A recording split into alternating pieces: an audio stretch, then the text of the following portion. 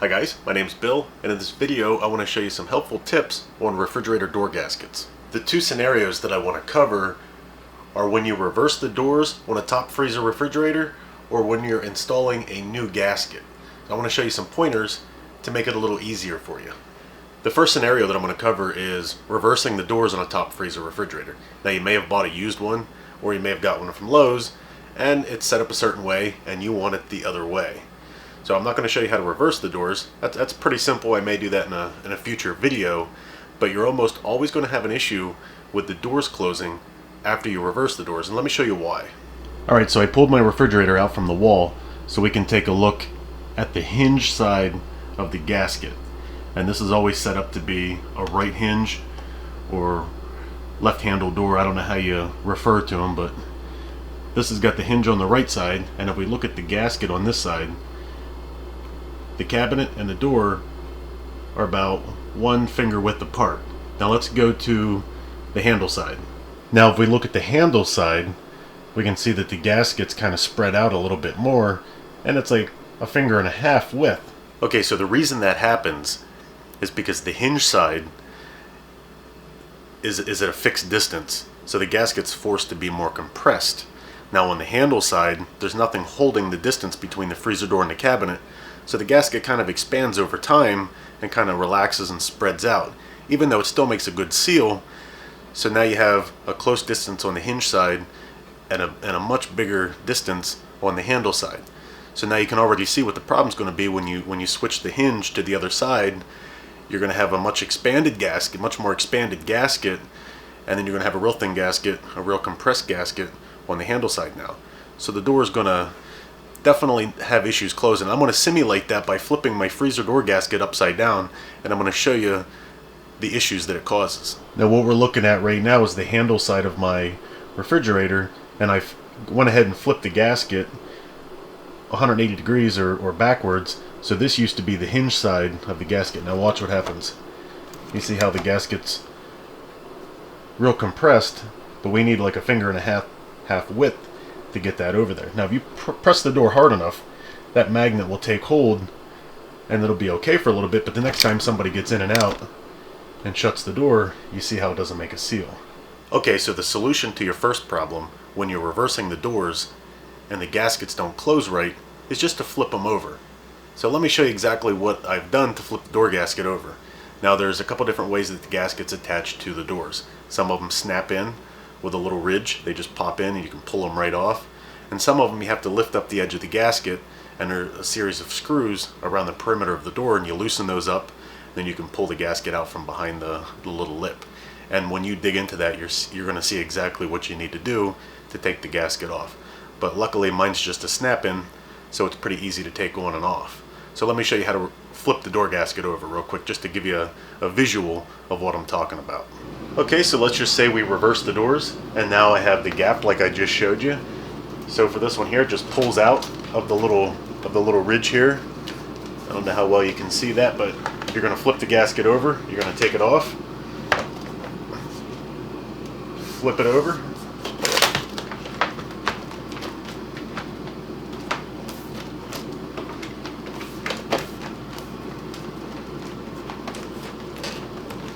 and you want to go around every square inch with your thumbs and press it into place. You don't want to just skip over large areas because you want it to be fully snapped in to the groove of where it needs to be.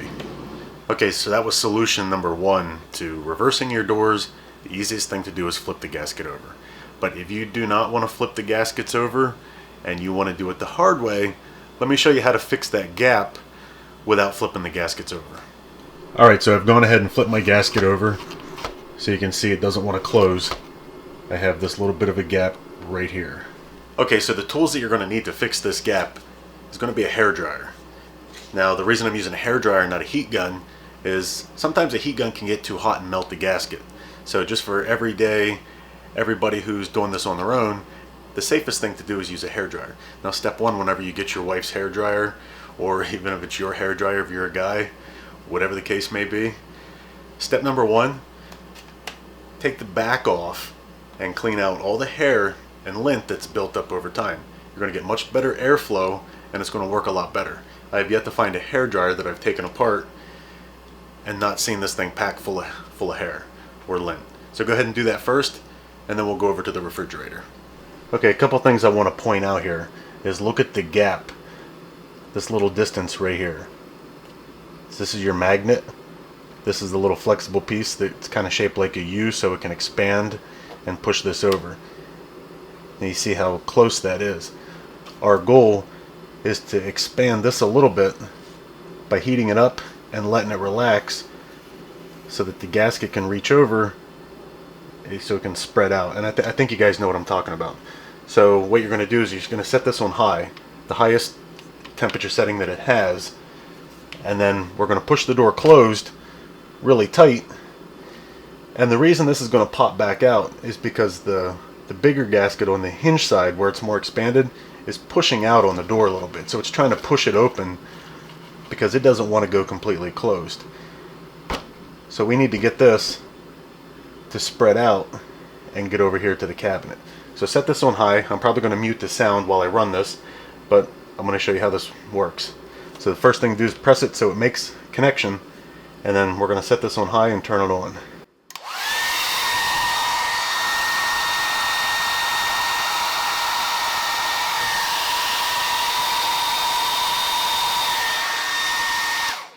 Now I'm going to heat this up for a few minutes. I'm going to get this nice and warm, nice and hot.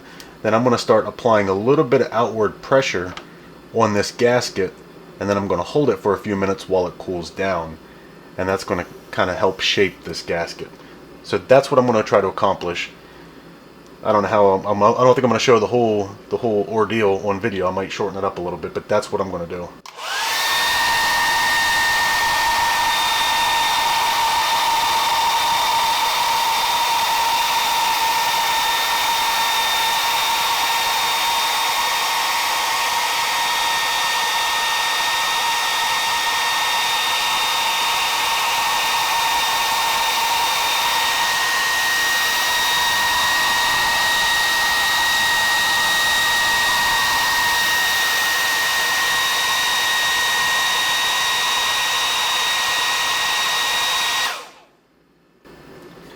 Alright, now that gasket's really soft right now.